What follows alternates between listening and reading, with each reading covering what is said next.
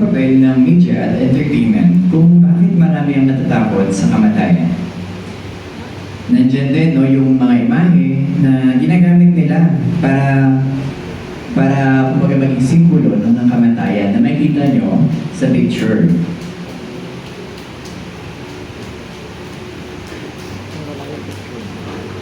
Ayan, no? So, familiar naman, no? Yung mga familiar din, no? Dahil ayan, no? Isa sa mga nakikita natin sa television, sa entertainment, no?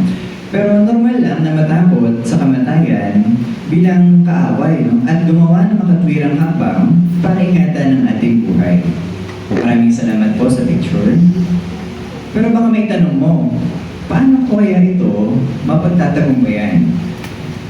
Dahil sa takot sa kamatayan, naalis sa isa ang kaligayahan sa buhay.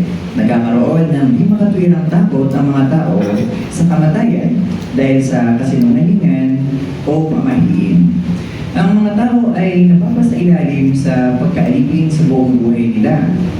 Pero ano kaya ngayon ang solusyon para sa takot sa kamatayan? Ang pagkakaalam ng katotohanan ang magpapalaya sa atin mula sa matinding takot sa kamatayan. Bueno, talakayin natin ang katotohanan tungkol sa kamatayan. So meron tayong 4 na points no, na pwede niyo pong i-note.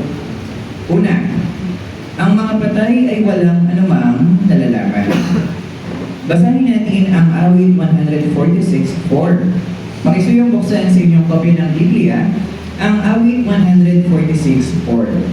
Kung nariyan na kayo, ganito po ang binabanggit. Ang hininga niya ay nawawala, bumabalik siya sa lupa. Sa araw din iyon, ay naglalaho ang pag-iisip niya.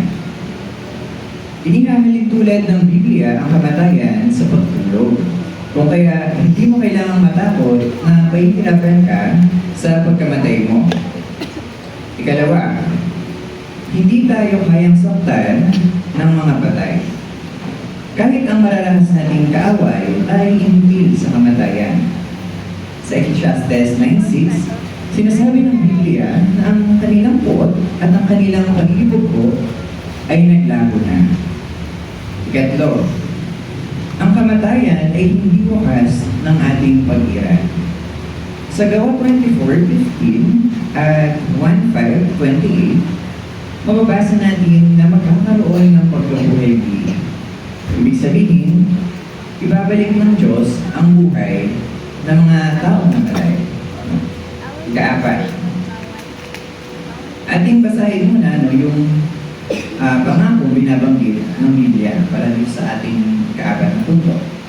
Pakisuyong buksan sa kopya ng inyong Biblia ang Apokalipsis 21:4. Apokalipsis 21:4. Kung nariyan na kayo, ganito po ang binabanggit. At papalili niya ang bawat luha sa mga mata nila at mawawala na ang kamatayan, pati ang pagdadalamhati at ang pag-iyak at ang kirot. Ang dating mga bagay ay lumipas na. Ipinangako ng Diyos na hindi na magkakaroon ng kamatayan. Sa panahong iyon, hindi na tayo luluha dahil sa pagkamatay ng mga taong mahal natin.